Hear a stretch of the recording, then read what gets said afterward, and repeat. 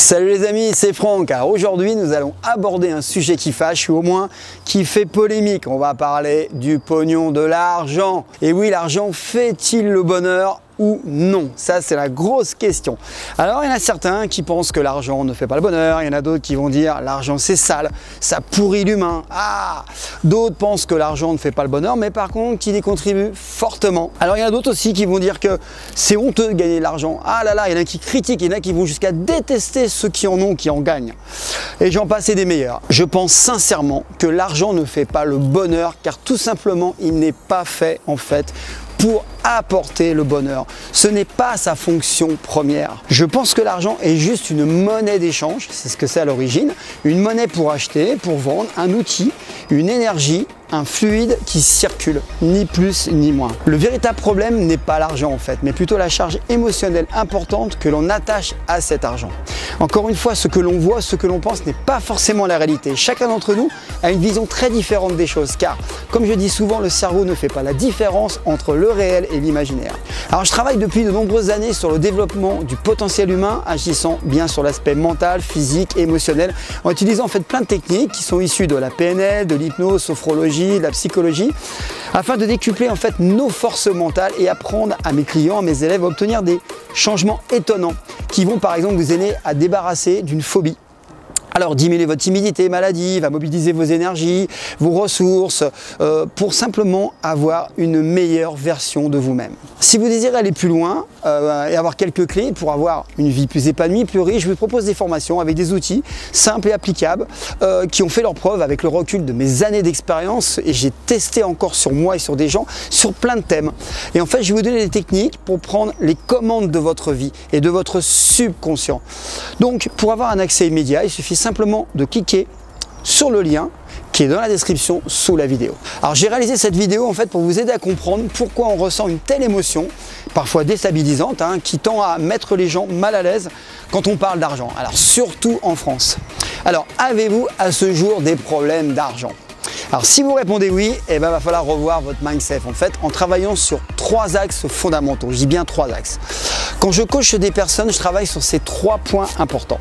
Le premier point est tout ce qui touche à votre état d'esprit concernant l'argent, puisque votre façon de penser à ce sujet a une importance capitale.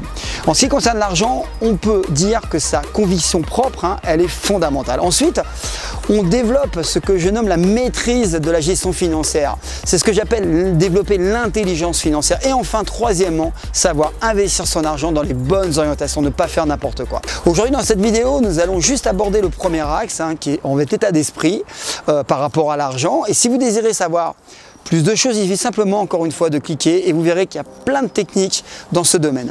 Alors, il faut savoir que nous sommes tous, je dis bien tous, prisonniers de cet outil d'échange qu'est l'argent. On est tous prisonniers. Cela signifie tout simplement que soit on en manque et on en souffre, soit on en a, mais soit on aimerait en avoir plus, mais on a honte d'en avoir, car c'est mal vu, surtout en France, c'est super tabou, car on entend toujours que c'est moche, gagner de l'argent c'est pas beau, qu'il faut se cacher, voilà, en fait c'est mal vécu.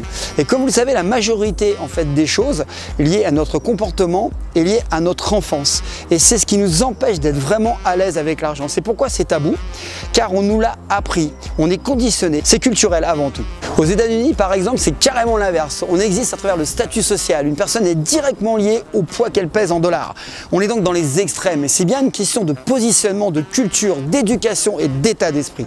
Regardez sur YouTube, des gars se vendent de la réussite, ils sont parfois fiers à l'excès, ils peuvent montrer des dollars, ils disent qu'ils gagnent de l'argent, ils n'hésitent pas en fait à montrer des liasses de dollars et cela motive les autres, ceux qui n'en ont pas. Ces personnes sont en fait des exemples de réussite. Et pourtant, comme en France, il y a des gens qui n'ont pas d'argent, qui sont pauvres. Il y a des riches et des pauvres partout dans ce monde. Et en France, c'est inconcevable culturellement de dire qu'on gagne de l'argent.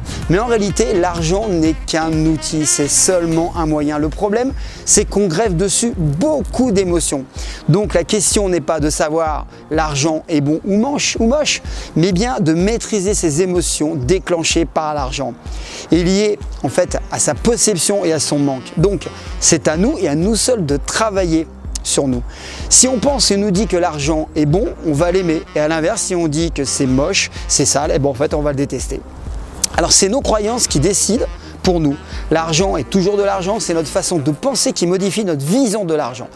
Si vous vous dites que l'argent permet de suivre des formations, d'emmener votre famille en vacances, d'aider les gens qui sont en difficulté, de faire des dons à des associations caritatives, de monter une entreprise pour créer des emplois, pour donner du travail à des personnes, d'avoir des fonds pour louer des locaux, pour une association sportive par exemple, et tellement d'autres choses avec cet argent.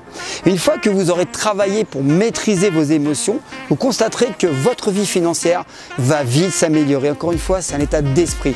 Donc la première chose à travailler est de réfléchir sur votre manière de penser sur l'argent.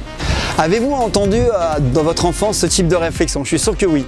L'argent se gagne seulement ou en travaillant dur et énormément. Les ouvriers, fils d'ouvriers ne peuvent pas gagner d'argent. Ça, je l'ai entendu, c'est mon cas. C'est réservé à une élite. Tu pourras pas, c'est pour un milieu de riches, c'est les gens qui sont déjà dans l'argent. L'argent ne fait pas le bonheur, l'argent ne tombe pas des arbres. Les riches sont des salauds. Alors ça, on l'entend souvent, sont hautains, sont méchants, sont des escrocs. On ne peut pas devenir riche sans exploiter des humains, sans exploiter des employés.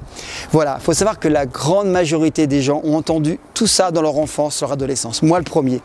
Et en fait, ceux qui sont à l'aise avec l'argent ont souvent une bonne éducation financière et n'ont pas ce type de blocage. Donc forcément, ils sont plus prédisposés que la moyenne à réussir sur le plan financier. Et encore une fois, c'est vraiment une question d'éducation. Si par contre, vous continuez à croire fermement en ces croyances limitantes, vous vous auto-condamnez à une situation financière catastrophique. Alors, comment procéder pour changer? En fait, il faut se reconditionner son mental en revoyant différemment l'argent. Donc, vous effacez vos pensées négatives, vous les remplacez par des idées positives. En PNL, on appelle ça des croyances. En fait, nous avons des croyances négatives, dites limitantes, et des croyances positives qui dites boostantes. En fait, c'est quoi une croyance? Une croyance, ça n'a rien à voir avec la religion, c'est simplement une conviction forte que vous avez ancrée et à laquelle vous croyez fortement suite à un événement, un fait marquant, des propos tenus par des gens en fait, qui vous ont persuadé en fait, que c'est comme ça et que de toute façon on ne peut rien y faire à part subir. Ça, c'est une croyance limitante. Par contre, cette croyance est positive, c'est qu'elle est dynamisante quand vous allez de l'avant et là vous allez forcément tout casser. D'accord? Donc à l'inverse, si votre croyance est limitante, c'est-à-dire qu'elle vous empêche de développer votre plein potentiel, c'est du gâchis. Donc on va devoir nettoyer les croyances limitantes. Alors voici une technique simple à mettre en place. Certes, elle est basique, mais encore une fois, si vous voulez en savoir plus, je vais aller voir le lien qui est dans la description. Mais pour débuter, c'est bien. Vous notez sur une feuille toutes les réflexions qui vous ont été faites dans votre enfance, même si cela vous a fait souffrir. C'est pas très facile, vous verrez.